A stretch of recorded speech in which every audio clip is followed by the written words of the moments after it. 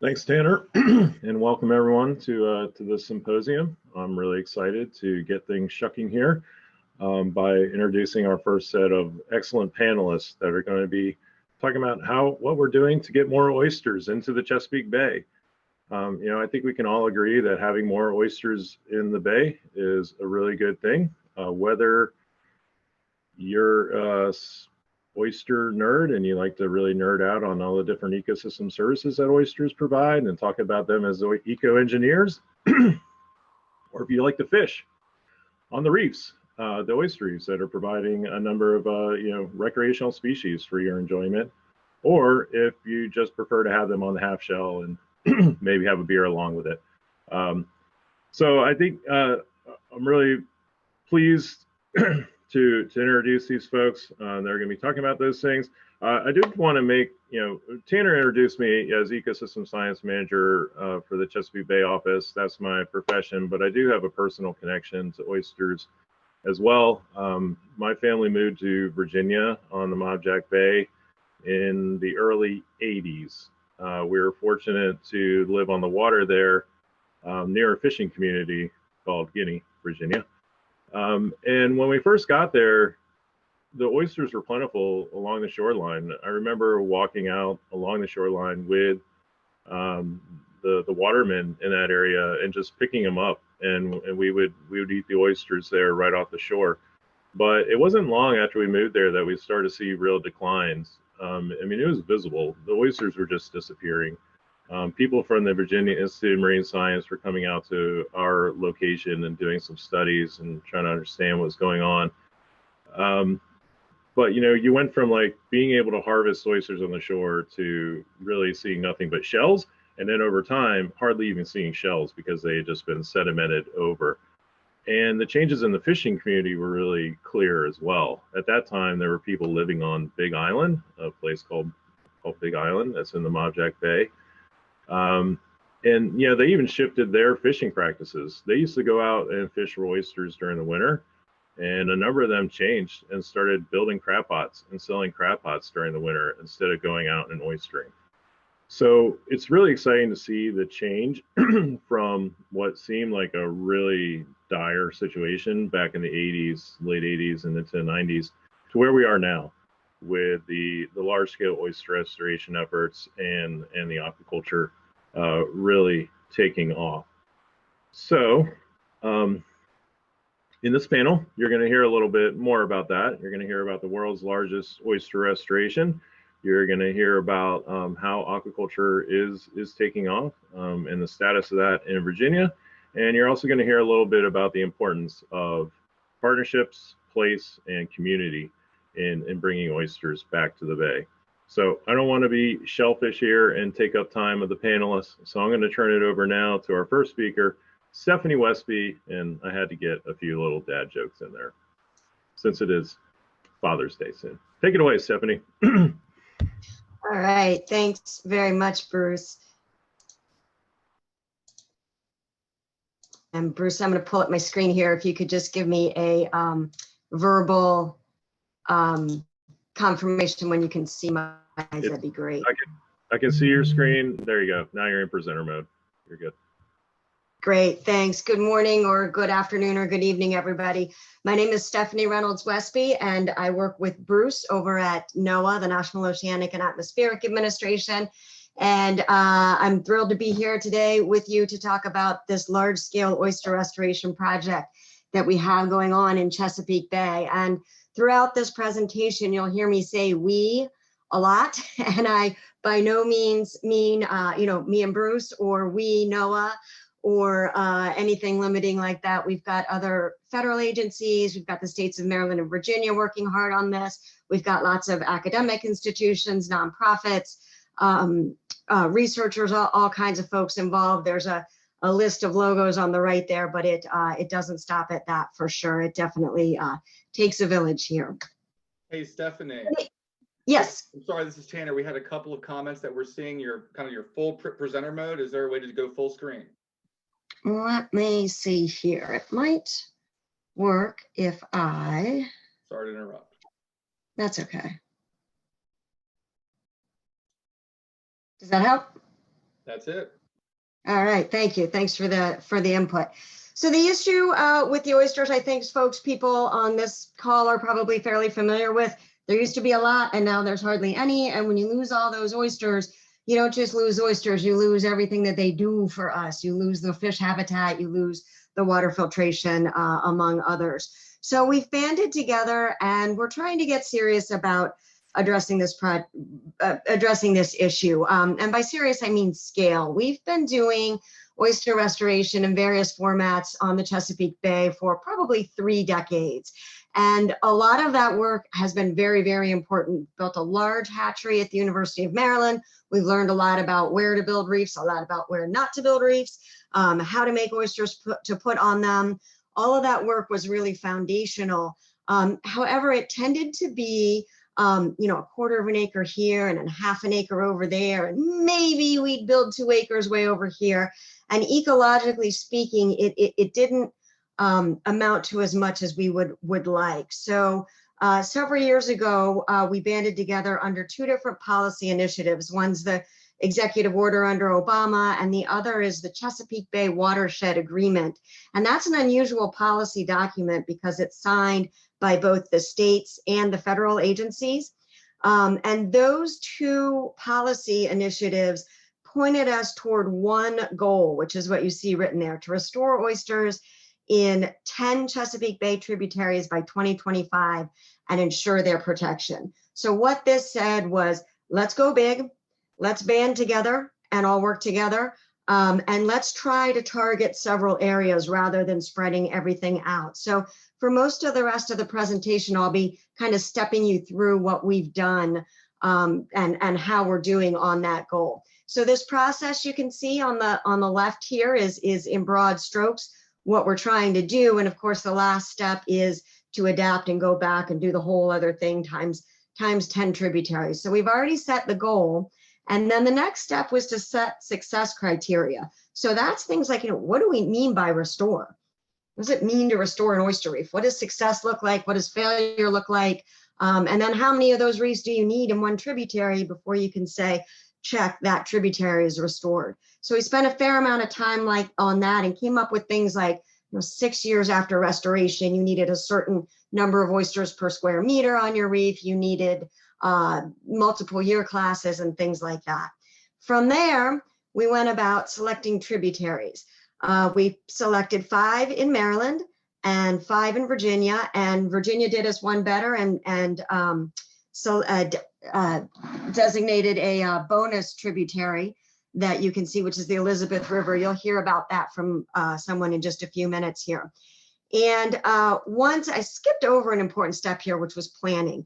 Once we had our tributaries selected, the early blueprints or plans for each tributary took about 3 years to develop the science that went into them, pull them together, run them by the public and the scientific community, adapt them. The more recent ones have been taking 9 months to a year, but it's a fair amount of planning that goes into each of these. And then we needed to start implementing. So in broad strokes, there's a few different types of reef treatments that we're doing when I talk about building oyster reefs. One is to add just oyster seed. So this is if you have an extant reef with a little bit of substrate left, just need some more oysters, we can produce juvenile oysters in a hatchery and plant them onto the reef. If you have another situation where there's really no reef structure left, but you do have good natural recruitment, you can place reef substrate down, might be shell, might be stone. That's my foot you're looking at to give you some scale. And you just need to put the substrate down and then let the reef recruit naturally. And then finally, I know I'm hiding a section here. Sorry about that. At the bottom, it says substrate and seed is what you need for reefs where you have where you need to do both of those treatments. You add the substrate and then plant the oysters on top of it. So my final slide here, which I'll spend a little bit of time on, actually deals with all of those bottom steps. In order to tell us in this process, how's the whole thing going? How are the reefs doing? How are the tributaries doing? Are you able to meet your scale? And we can look at this a couple of different ways. The first way is construction process. So if you remember that map of 10 tributaries, we completed the restoration in 3 of them. The other 7 are in various phases, but all the planning's done and they're all basically in the implementation phase. You can look at it in terms of acres. Baywide, we've built 1,100 acres of reefs under this initiative out of a planned 1,800, so that's about 60%. You can look at success in terms of monitoring, and virtually all of the reefs that we have monitored to date are meeting those success criteria that we've established. There's about 3 acres that aren't meeting the goals, but out of that almost 1,100 that we've at least taken a look at, the rest are meeting at least their minimum goals, which is good.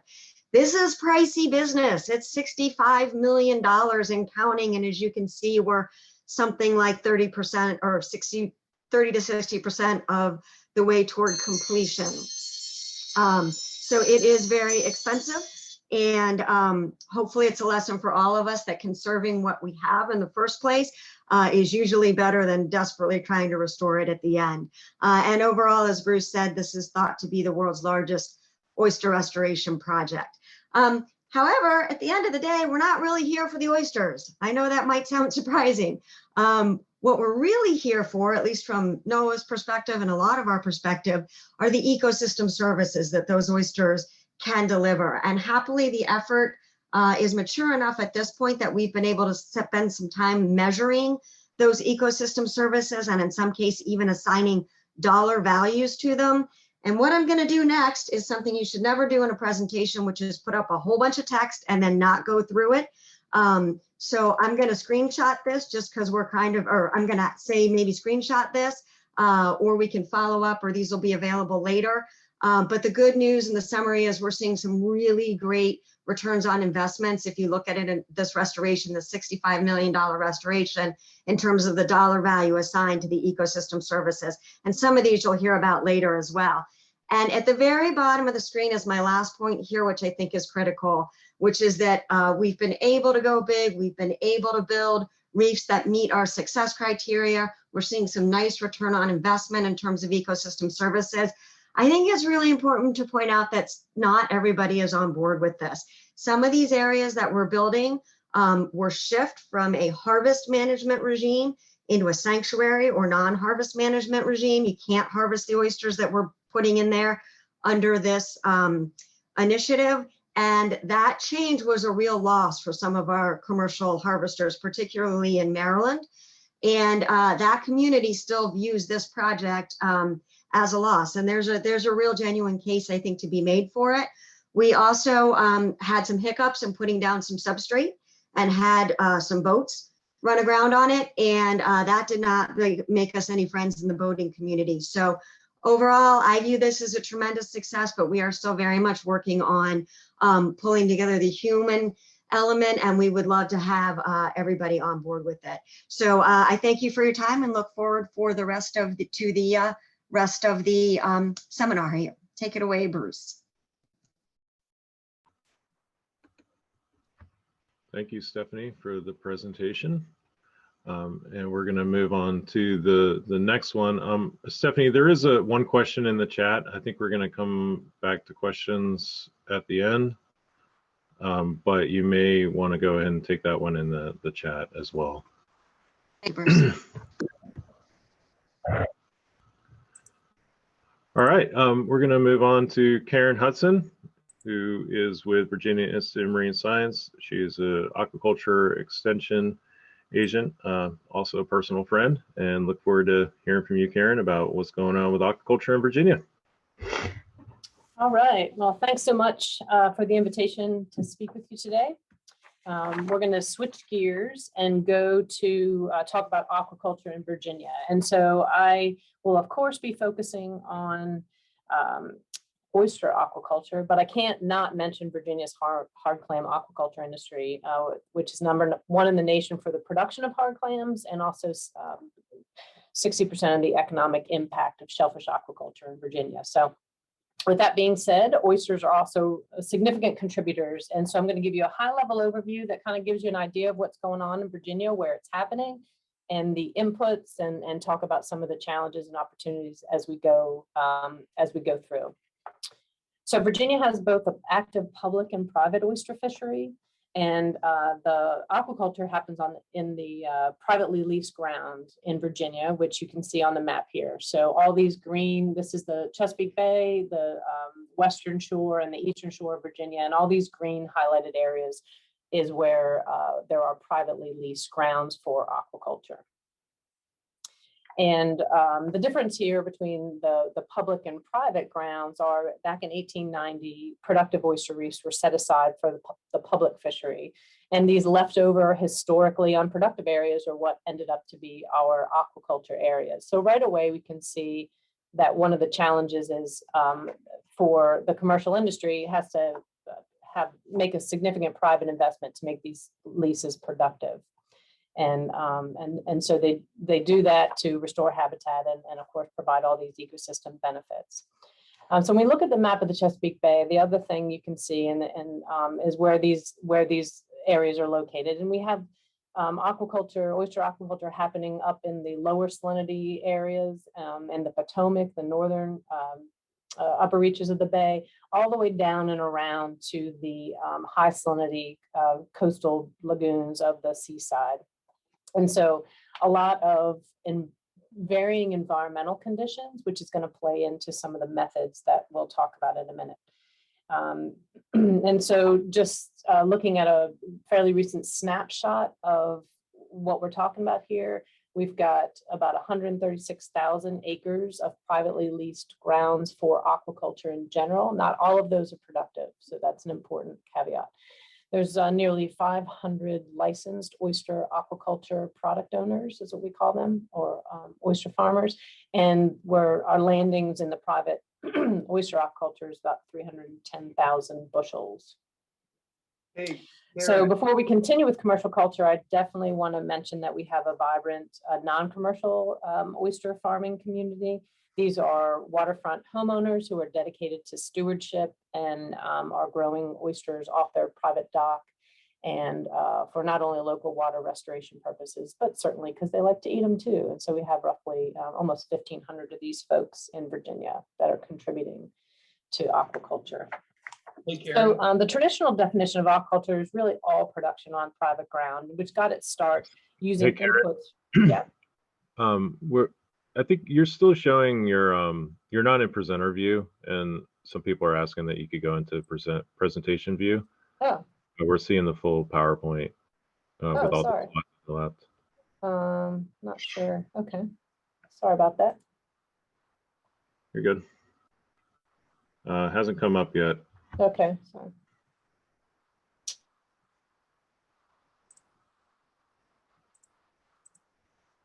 that better? There we go. Okay, sorry about that. I wasn't looking at the chat. So we've got the traditional aquaculture on which has inputs from Mother Nature, and so you're adding substrate to build the bottom and restore the bottom, but then you're also allowing Mother Nature to provide the recruitment, and so this is happening.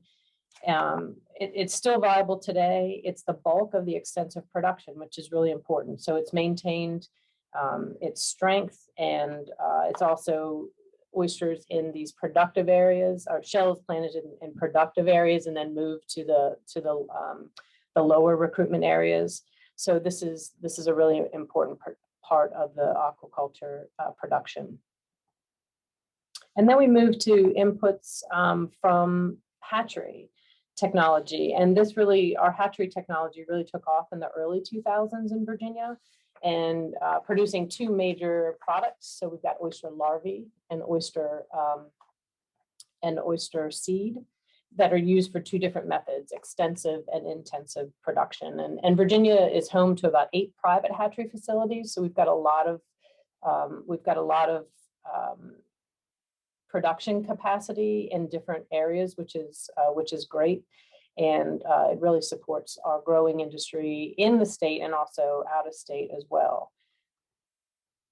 And so the extensive method hatchery style, I'll say, is the same methods where you're building up the bottom and restoring bottom with shell substrate, but then you're adding an overlay of spat that are struck on shells from hatchery production. So larvae is purchased and set on containerized clean shells and then planted on the bottom. And so it grows in clumps like wild oysters. It's harvested for the same method. So extensive aquaculture, whether it be wild or hatchery based, is for the shucked market. So this is for a volume market for shucking, and this is about 10% of the extensive culture piece, because obviously this is going to be in areas where there's not great recruitment. So moving on to intensive culture, we've got single oysters in containerized culture. So larvae is set on microculture, which grows out to be a single oyster, and then it's containerized for predator protection. And this is called intensive for a reason, because it is a higher amount of labor to manage these things, to clean cages and bags, and but it sells for a higher piece price. So these oysters are sold by the piece for the half shell market. And when we look at common methods here, this is where that map in the beginning comes into play, because we have such a varying degree of environments, low salinity to high salinity. We also have muddy bottoms to hard bottoms and everything in between. And so we have different methods. So if you look up here in the upper left, these are off bottom cages. This is kind of the gold standard in Virginia. These are cages that can be deployed subtidally. They've got legs on them to keep them up off the mud. Then we move over to the rack and bag. These are rebar racks with oyster bags attached to them. This is great for, as you can see, intertidal areas where you can go out and work the oysters from the flats.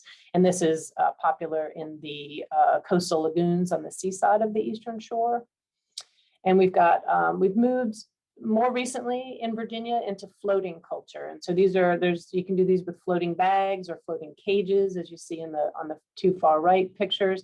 There's numerous ways to do this, but this has also brought about some user conflict issues, because now you can see it. Aquaculture is very visible, and in some communities where there's a lot of waterfront landowners, this is not always a very popular choice. So this is a hurdle that we have to face.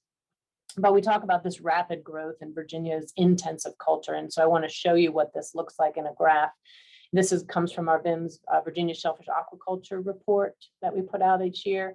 This is the number of single oysters harvested over time, and so sold in the market over time. So from less than 1 million in 2005 to our peak at about 40 million individual oysters, and then a kind of a leveling off. And oyster hatchery production is our biggest challenge. So just really quickly, this is the same graph time period from our report, 2005 to 2018. And this is just oyster hatchery production. If you look, you see this almost tripling between 2009 and 2010 of production. This because we had 2 new oyster hatcheries come on board. 11 is a crash because of unknown water quality issues. And then over in 2018, this is the wettest year on record in Chesapeake Bay. So you can see that water quality remains the biggest challenge to not only to hatchery production, but also aquaculture in general. So in summary, wild oysters still dominate the landings, and the most rapid growth is in intensive culture. If you look at this graph over here from the Virginia Oyster Productivity Tool, I would encourage everybody to check that out. You can see that extensive culture is 70% of the private landings and with intensive as the 30%. And with that, I thank you for your time. Thank you, Karen. Great presentation. Plenty of information. So I just want to clarify, we are going to just move right through the presentations, and everyone will have a chance to ask questions and get into more discussion following all the presentations. Please use the Q&A feature at the bottom of your screen to submit questions rather than using chat. If you use the Q&A feature, then that allows everyone to click on the little thumbs up, which will upvote the question if you want to make sure that question is covered today by our panelists. Thanks. So with that, let's move on to Ward Slacum, who's with the Oyster Recovery Partnership and leading their efforts to restore oysters. Take it away, Ward. Hey, can you see my screen? I just want to make sure I'm sharing this correctly. Not yet. No, we're seeing a blank screen. Yes. Give me a second here. Okay, it's up. It's showing the PowerPoint. So put it in presentation mode. Will do. How about that? Let's see. There we go. Okay. You're up and running. Great. All right. Well, thank you. Thanks, everyone. My name is Ward Slacum. I'm the Executive Director of Oyster Recovery Partnership. And I really hope everyone's doing well out there. I do appreciate and thank you for the opportunity to present some perspectives on opportunities for growth in oyster restoration and also in oyster production. This talk is really going to focus on Maryland and the work that we've done in Maryland. And in Maryland, we really look at oyster restoration and oyster production. They're sort of one and the same. So that's why the title is the way it is. At ORP, we really work hard to bring awareness to the value and the power of oysters. And ORP, we have a unique history with oyster restoration in Maryland. And what's on the screen now is pretty much the same dismal graph that I think gets shown anywhere around the globe and when people are talking about the need to restore oysters. And what you see on this graph is the Maryland harvest from 1840 to about the year 2000, and showing on the y-axis is millions of bushels of oysters harvest, and then on the x-axis is time up to the 2000s. And if you consider harvest a good proxy of the condition of the oyster population, you can see that the oyster population at this point has become pretty dismal. And ORP's connection to this graph, and we have an intimate connection with this graph, is that ORP was formed in 1994 through initiatives that the state of Maryland brought together all of the stakeholders who had some interest in oyster production and restoration and harvest. And ORP was created really to help manage going forward this partnership. And so within our name, the Oyster Recovery Partnership, it sort of set in motion this really stakeholder-driven process to restore oysters in Maryland, not just for their ecosystem services, but also for economic growth. What we focus on here at ORP is oyster restoration, but also sustainable fishery practices.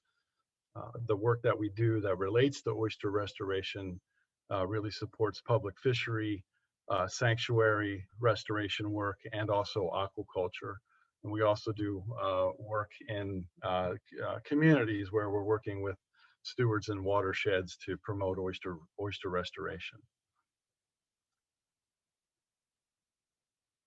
So my talk is really about the growth and opportunities of oyster production and restoration in Maryland.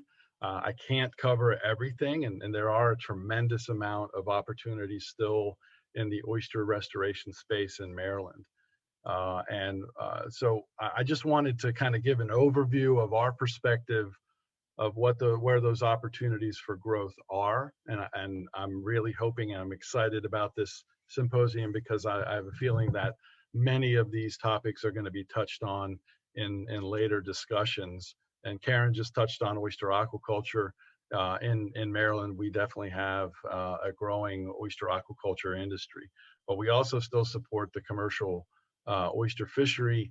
There are opportunities for growth in the management of the fishery with things such as rotational harvest strategies. And for oyster aquaculture, there's still growth for the industry to continue to lease bottom out there and continue to grow.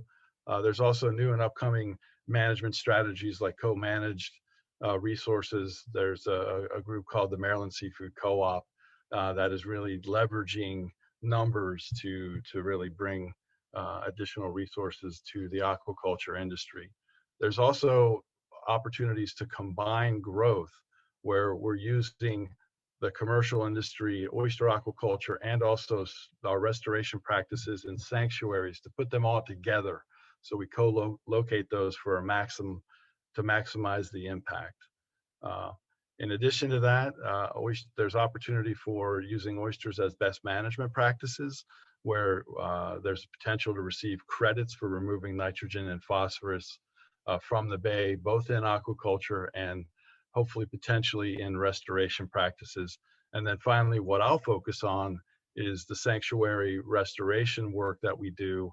And Stephanie Westby mentioned that we really operate, through the federal and state supported programs at a large scale, but ORP through the last several years, we're taking those lessons that we've learned in that large scale operation, and we're sort of toning them down a little bit to work in areas that I'm calling the mid-scale oyster restorations.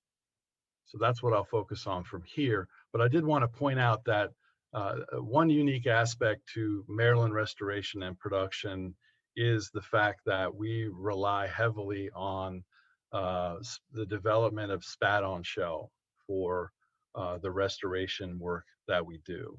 And the spat-on shell, there's a hatchery that was built, as Stephanie alluded to, at the University of Maryland Center for Environmental Science Horn Point location.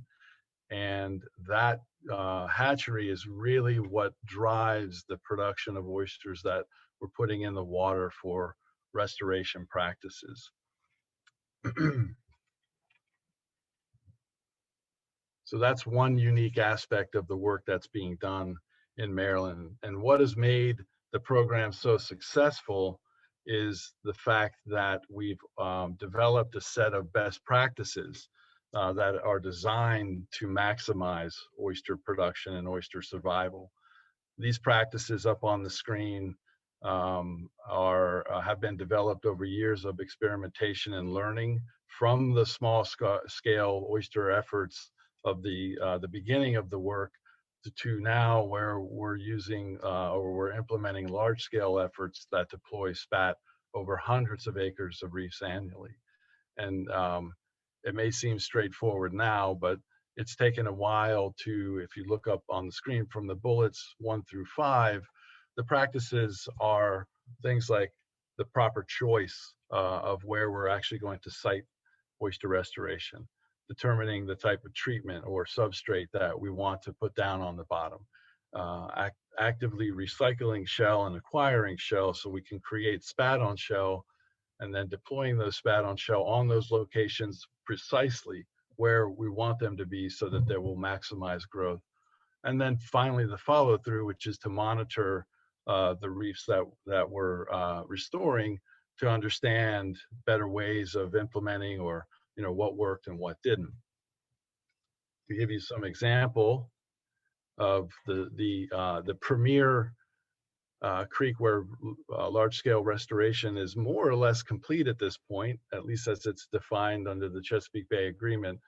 What's up on the screen is a map showing Harris Creek on the left-hand side, and all of those little polygons up throughout that river are the reefs that have been individually restored since 2012. The initial restoration was completed in 2015. What's also on the screen is some work, some metrics from our monitoring program, where we're estimating the number of oysters in Harris Creek through those restoration efforts. And so the first bar graphic that's got 627 acres above it is actually a baseline assessment that was done in Harris Creek to develop the original guidance for restoration, where we monitored 627 acres.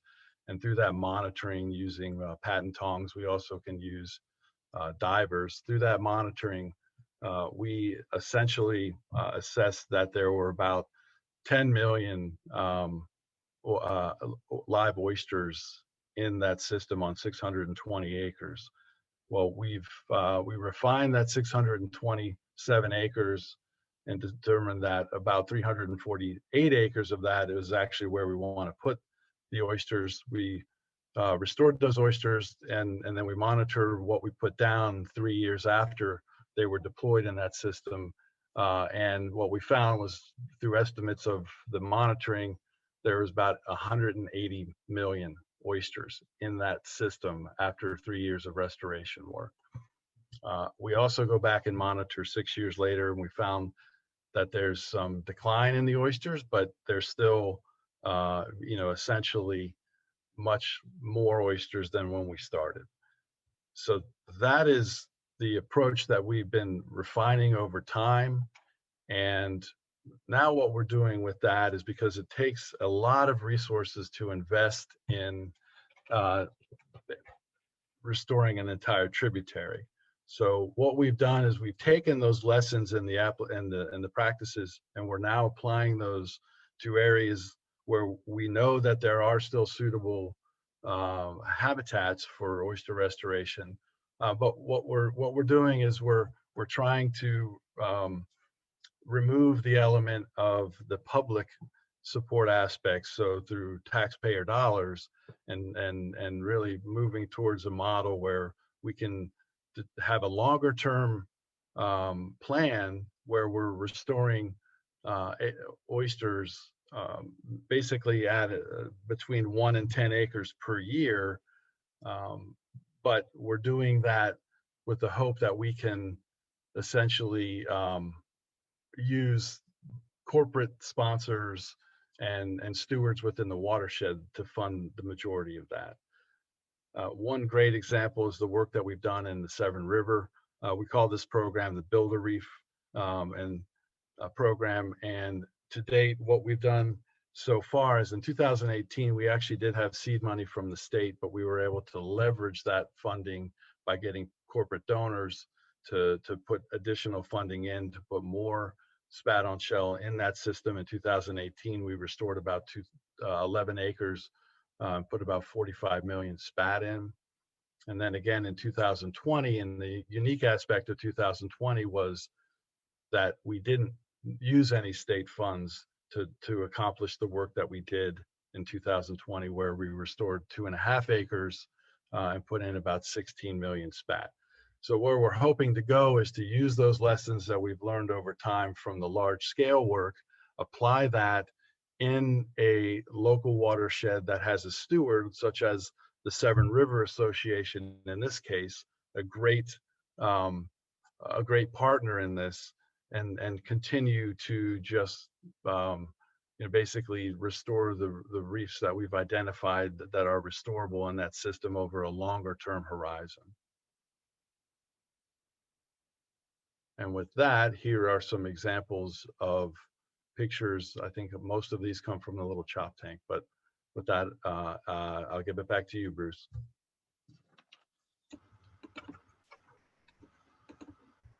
Thank you, Ward.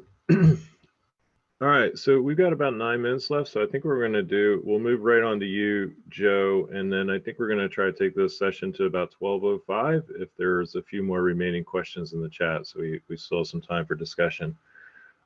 So Joe, Joe's with the Elizabeth River Project and is going to be talking about 2 of the restoration trips in Virginia. All you, Joe. And Joe, if you want, you've got that. Yep.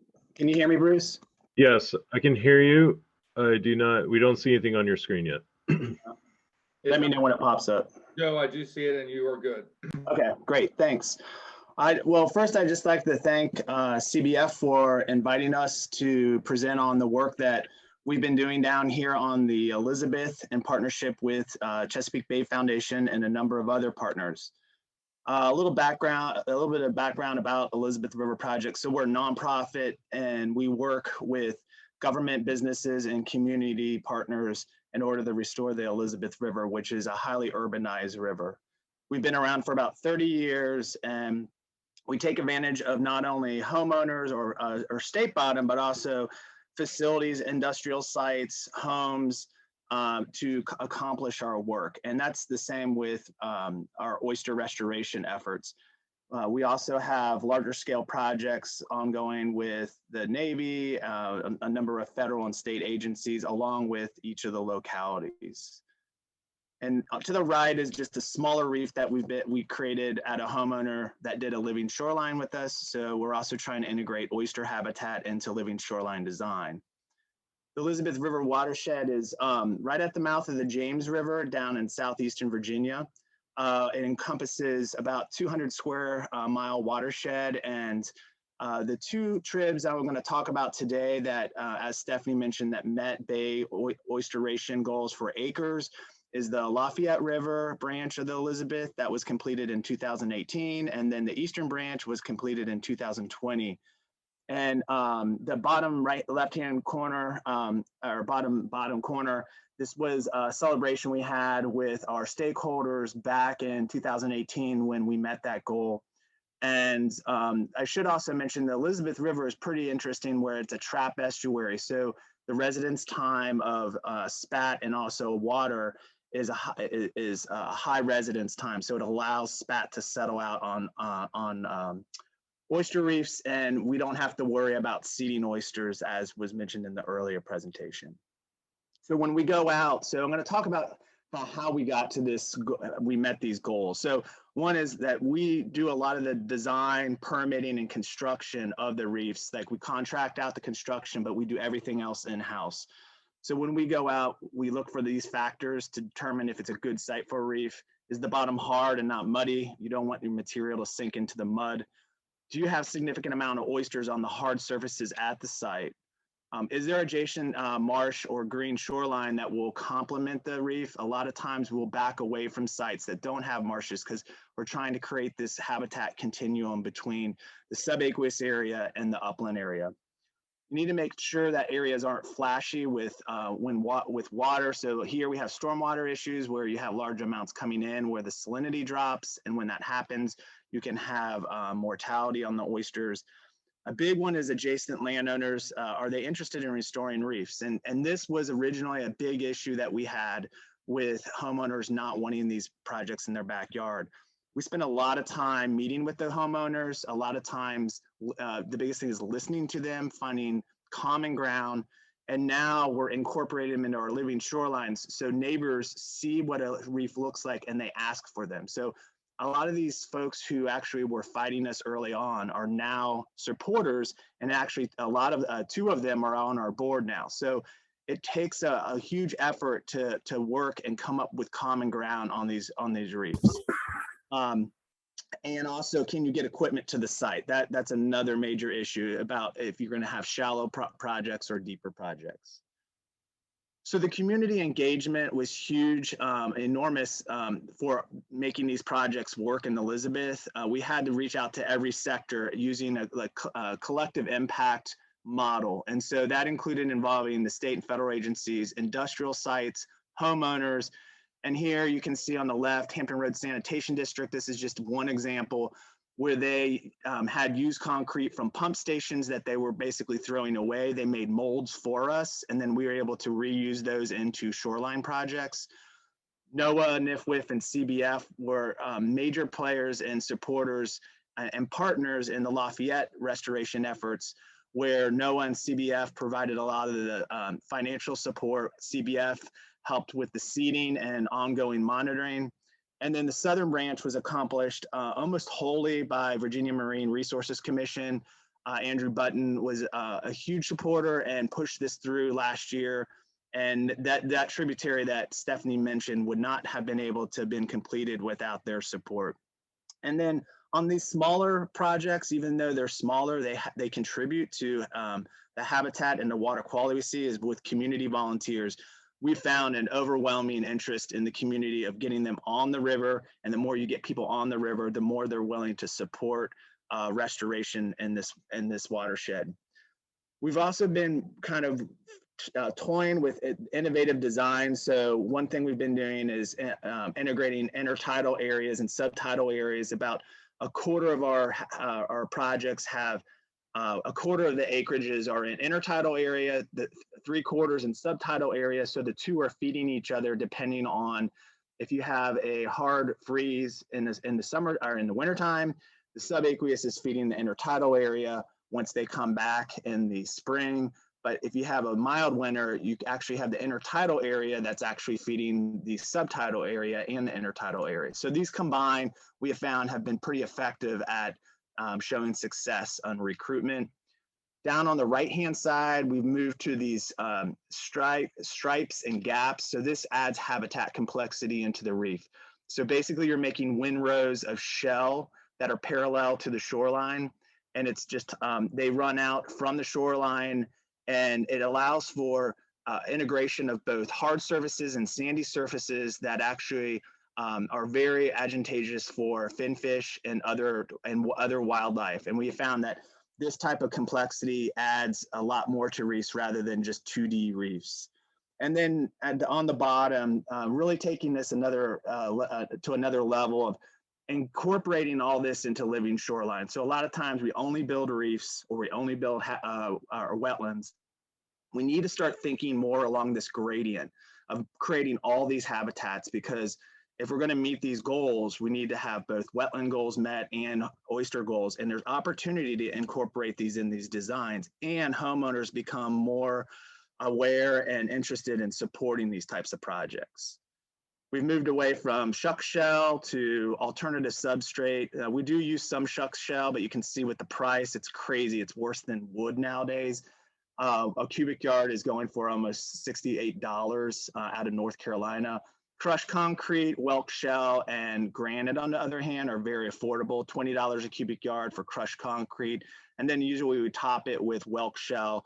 We stayed away from stone and granite only because it's a little bit more expensive, and spat set on this has not shown to be as great as on whelk shell or crushed concrete. And then looking at alternative structures, we've been dabbling for a number of years in different structures. Our go-to one right now is the Oyster Castle by Allied Concrete. We basically use these as sill structures and also wave breaks. Grow Oyster Tiles by Grow Oyster Reef. We worked with them on a number of projects. Another project that showed great success was these oyster gabion baskets that Bay Environmental put in at the Virginia Zoo. We recently put in, working with VIMS. VIMS has a derelict crab pot program. So we took their crab pots, or they took their crab pots, dipped them in concrete, and then we placed them at a site this past about 2 weeks ago. We're going to see how successful they are. Tomorrow, we're installing these sandbar structures. They're out of North Carolina, and they've showed great success down in North Carolina. We're interested to see how they work here. And then the old reliable oyster reef ball that CBF helped to deploy. And then the last thing I'll just touch on is these co-benefits. A lot of times these are overlooked. We get so involved with looking at the details of oysters, but they offer all these other co-benefits. And we're seeing that here in this watershed. Rib mussel recruitment is up. We see a lot of seahorses and other fin fish using these reefs. Minks have returned and actually feed off these reefs quite a bit in the area. Wading birds on all these reefs. Black sea bass increased significantly in the ones in the Lafayette.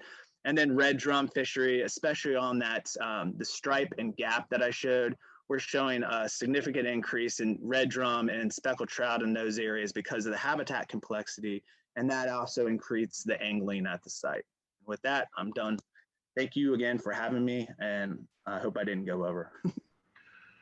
Thanks, Joe. And thanks to all the panelists. A number of questions have been answered. So I think there's one there was just one outstanding one on aquaculture. Karen, I was going to see if you could touch on, there was a question about challenges related to aquaculture, particularly NIMBY issues, also invasive species, and a reference to blister worms. Can you touch on what some of the key challenges are facing aquaculture right now? Yeah, sure. I just answered that in the text, but overall, I think, for Virginia, speaking for Virginia, having the major challenges are leased ground, finding leased ground, and I know we've got a lot of leased ground, but not all of it's productive. So I did put in you can find in the answered question. I would definitely have people check out for more information on all of this and more. Check out the VIMS's Virginia Oyster Productivity Tool. Super helpful for for these information. So space user conflicts are from the floating gear, and some of the reason why people use floating gear is to try to get away from the mudworms. So we have mudworms issues as well, but I wouldn't say that's necessarily limiting us. And then private, and then our water quality and hatchery production. I think those are the big ones. We don't necessarily, we certainly have fouling, problems with fouling organisms. I know Ryan Carnegie is on the call. So he is our shellfish pathologist. And so other, as far as diseases and so forth, I wouldn't say they're limiting our production. They're kind of an irritant, and they raise their ugly head every once in a while. But I think the big ones are space, user conflicts, and water quality. And I don't know if anyone from Maryland wants to add to that. Thanks, Karen. I think for the sake of time, we will move on. Appreciate you all addressing a number of the questions in the Q&A feature. If folks want to follow up with our panelists, please do so through the chat to follow up on any of the questions you had. But thanks again, and moving on, Tanner. Thank you very much, Bruce. Thank you to all the panelists for sharing your expertise with us this morning.